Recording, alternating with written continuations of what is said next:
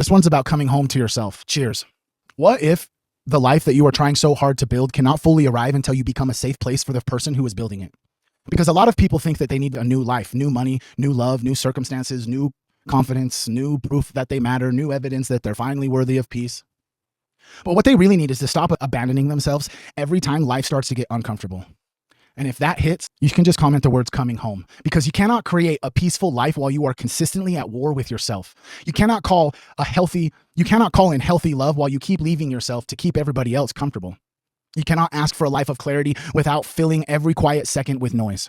You cannot become who you were meant to be while you are treating the version of you that exists today like a problem to fix. This is where we're going to begin. Not with a dramatic reinvention, not with a new identity, not with pretending that you have everything already figured out. We're literally going to begin with a return to the part of you that has been waiting for you to stop running. Because some of you have gotten so good at surviving that you don't even notice when you're leaving yourself. You leave yourself when you say yes while your body is screaming no. You leave yourself when you keep explaining your needs to people who already have shown you that they don't even care to understand them.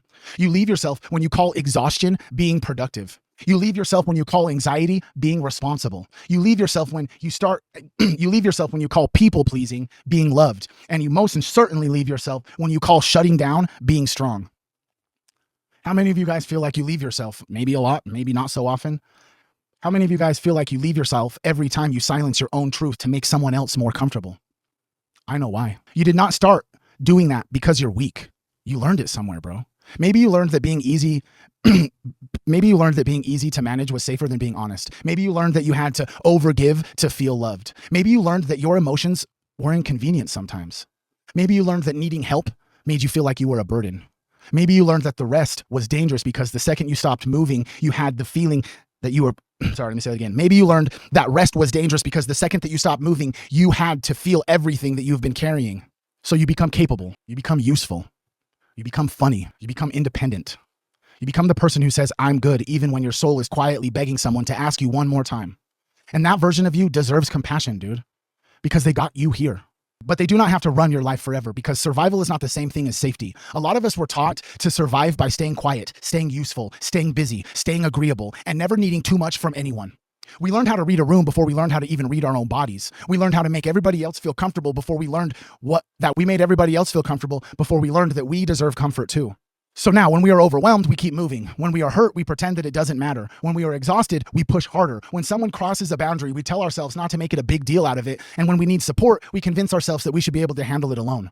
That may have helped you survive a season of your life, but it is not the same thing as being safe. Safety is when you no longer betray yourself just to get through the day. It is when you can tell the truth about how you feel without immediately shaming yourself for even having feelings. It's when you can say no without believing that you have become unlovable. It is when you can rest without feeling like you need to earn the right to be a human. Safety is when your body begins to understand that it does not have to stay braced for impact all the time. It is when you stop treating every quiet moment like a threat. It's when you stop filling every empty space with noise because silence might bring you face to face with what you have been carrying. It is when you realize that being strong doesn't mean disappearing inside of yourself. Being strong can mean admitting, this hurt me. Being strong can mean asking for help. Being strong can mean slowing down before your body has to force you to. Being strong can mean choosing peace over familiar chaos that once felt like home. And I know, at first glance, all of this can sound terrifying. Because when you have lived in survival mode for so long, peace starts to feel unfamiliar. Being treated gently can feel suspicious. Rest can feel irresponsible. A healthy boundary can feel like rejection. And a stable relationship can feel more boring because you were taught that love had to be confusing to be real. But the unfamiliar is not always unsafe. Sometimes the unfamiliar is simply what healing feels like before you've learned to trust it. This is the beginning of the return, not a return to who you were before life hurt you. That would mean you were going backwards.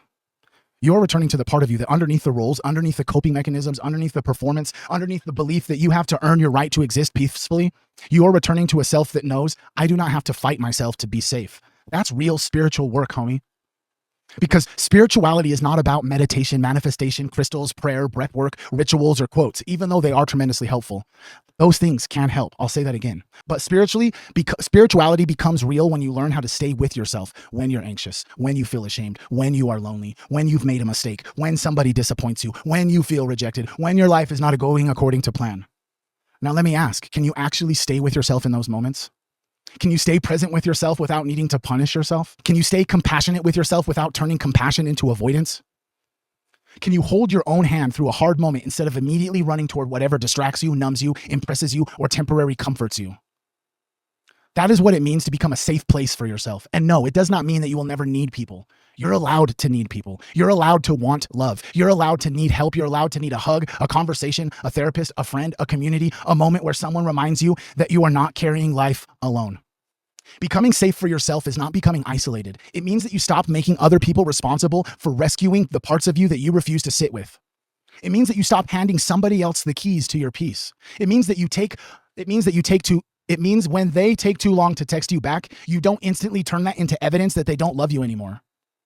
It means that when they cannot meet you where you are, you do not have to collapse into a version of yourself that believes that you're too much. It means when someone leaves, disappoints you, or misunderstands you, or fails to choose you, you can grieve it without leaving yourself behind with them. That's where your power is, bro. Not controlling whether they stay, knowing that you will stay with you no matter what. And that's the core of this week. Today, we expose where most people abandon themselves. The tiny moments, the automatic moments, the moments that feel normal because you have practiced them for so long. Wednesday, we're going to go deeper. We're going to talk about how to hold yourself when those hard emotions arise, and not to suppress them, not spiritualize them away, not dump them on everybody around you either. We're going to learn on Wednesday how to hold them. Learn how to tell your nervous system, I'm here, I can feel this. We are not in danger just because we're uncomfortable. I've said this so many times before. Growth happens when you're uncomfortable, bro. And Friday, we're actually going to talk about self-trust. Because once you stop abandoning yourself and learn how to hold yourself, you begin to trust yourself again. You stop asking everyone else, what should I do? You stop needing a sign for every single decision. You stop confusing indecision with humility. You begin to hear your own inner voice, your own inner yes, your own inner no, your own truth. But for today, we begin right here. And if you feel compelled to, please comment your thoughts in the comments. I would love to hear your answers to these. But I want you to ask yourself honestly, where do I say that I am fine when it is not? Where do I keep accepting less because I'm afraid of having nothing? Where do I make myself smaller to fit inside rooms that my spirit has already outgrown? Where do I keep old wounds alive because without it, I'm afraid that I don't know who I am? Where do you keep choosing what is familiar over what is peaceful? You don't have to answer all of these at once, and you don't even have to comment all of your answers. I just want you to think about it, because you don't have to fix your entire life before dinner. You just have to see one place where you've been leaving yourself. Just one place. Maybe it's your inner dialogue. Maybe it's the way you speak to your body.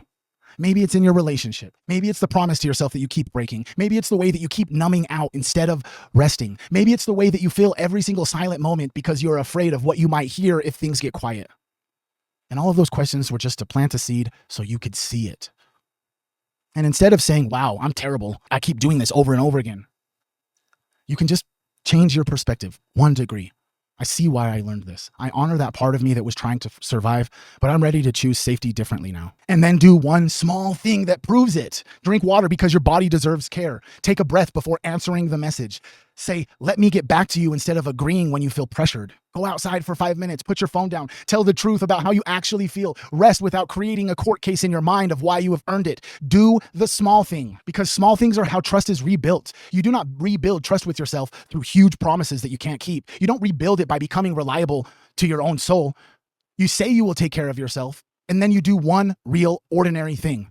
You say that you will listen to your body, and then you pause when it says that it's tired. You say that you will not abandon yourself, and then you choose truth over fear of being misunderstood. That is the sacred promise. That is spiritually divine. And every single time you honor it, something inside of you begins to unclench. That part of you that has been braced for betrayal starts realizing, maybe I'm not alone anymore because I have me. So today, let this be your declaration.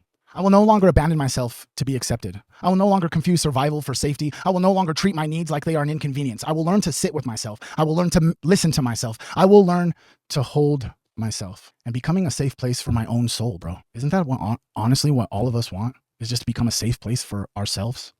Because you don't need to become someone else to begin healing. You need to become someone who just finally says, I choose me. And if this reached any single part of you, you can just comment the words, I choose to stay. I love you, Team Human.